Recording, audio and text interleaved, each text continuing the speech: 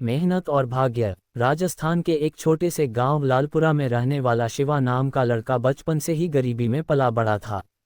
उसका घर कच्ची मिट्टी का बना हुआ था, जिसकी छत हर बरसात में टपकने लगती थी। शिवा के पिता रामधन गांव में मजदूरी करते थे और मां गोमती लोगों के घरों में बर्तन मांजती थी। परिवार की आमदनी इतनी कम थी कि 2 वक्त की रोटी भी मुश्किल से नसीब होती थी। शिवा पढ़ाई में बहुत तेज था।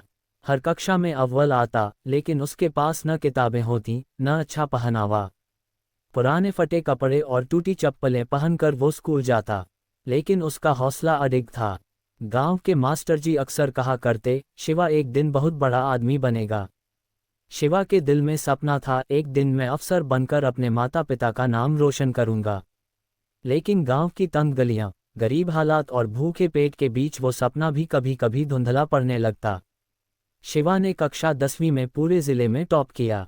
गांव में ढोल नगाड़े बजे, लेकिन रामधन के चेहरे पर खुशी से ज्यादा चिंता थी।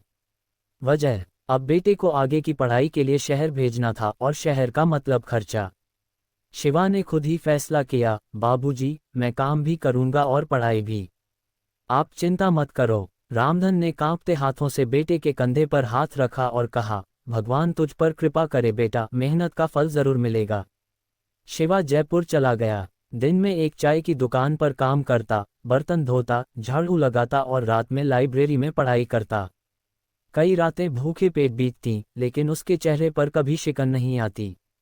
वो अपने भाग्य को नहीं कोसता था। उसे भरोसा था, मेहनत ही मेरा सच्चा साथी है। शिवा ने यूपीएससी की तैयारी शुरू कर दी थी। उसके पास न कोचिंग का पैसा था, न महंगी किताबें। जो भी पुरानी किताबें मिलती, वहीं से पढ़ता। वो इंटरनेट कैफ़े में जाकर फ्री मॉक टेस्ट देता। उसके जैसे कई लड़के वहां हंसी उड़ाते, अबे तेरे जैसे गरीब चाय वाले आईएएस बनेंगे क्या। लेकिन शिवा बस मुस्कुराता और कहता, क्यों नहीं। अगर अब्दुल कलाम मछुआरे के बेटे होकर राष्ट्रपति बन सकते हैं, तो मैं भी कुछ बन सकता हूं। यूपीएससी की परीक्षा नज़दीक थी। शिवा दिन रात एक कर चुका था, पर तभी किस्मत ने एक और झटका दिया, उसके पिता बीमार पड़ गए। गांव से फोन आया, बेटा अब नहीं बचेंगे, आखिरी बार देखना हो तो आ जा।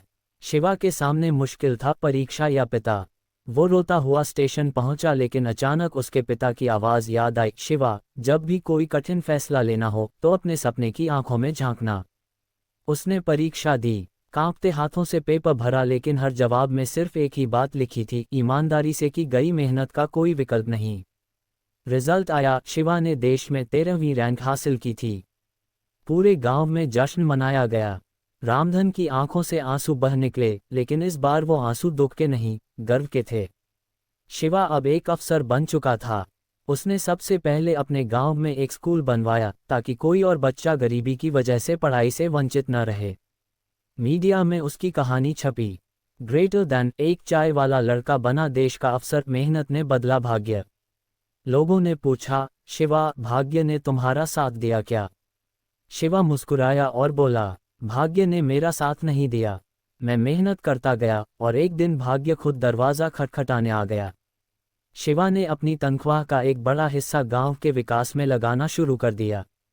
उसने लड़कियों की शिक्षा के लिए एक स्कॉलरशिप योजना शुरू की, जिसका नाम रखा गोमती योजना, अपनी मां के नाम पर।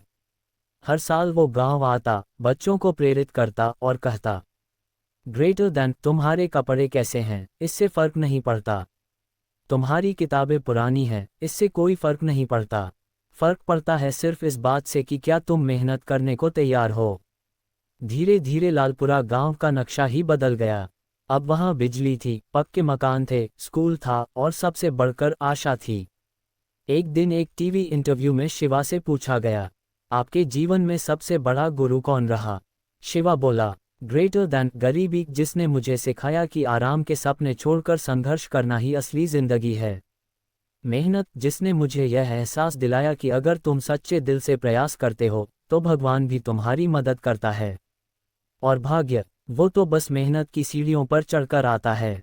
अगर तुम रुकोगे नहीं, तो भाग्य भी तुम्हारा इंतजार करता मिलेगा।